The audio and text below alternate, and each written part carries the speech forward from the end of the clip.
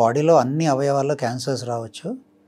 అన్ని చోట్ల కూడా క్యాన్సర్ ఎర్లీ స్టేజెస్లో మొదటి దశల్లో లక్షణాలనేవి ఉండవు. బయటికి ఏమి లక్షణాలు కనిపించవన్నమాట.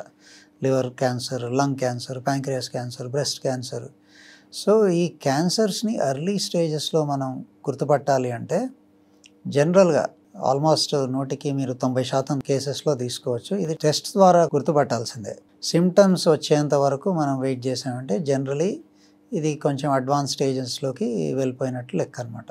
సిమ్టమ్స్ ఏమొస్తాయి అడ్వాన్స్ స్టేజెస్ ఆఫ్ లివర్ క్యాన్సర్లో? సిమ్టమ్స్ ఏముంటాయి? నేను అందుకే ముందు చెప్పింది ఈ లివర్ క్యాన్సర్ పెక్యులియారిటీ ఆర్ ప్రత్యేకత ఏంటంటే లివర్ జబ్బు ఆల్రెడీ ఉన్న వాళ్ళకి క్యాన్సర్ వస్తుందన్నమాట.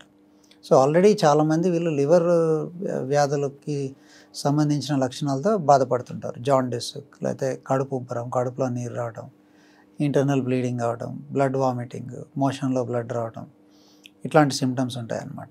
సో జనరలీ వీళ్ళందరికీ సిరోసిస్ అనే కండిషన్ ఆల్రెడీ డయాగ్నోస్ అయ్యి ఉంటుంది. చాలామంది ఫాలోఅప్లో ఉంటారు.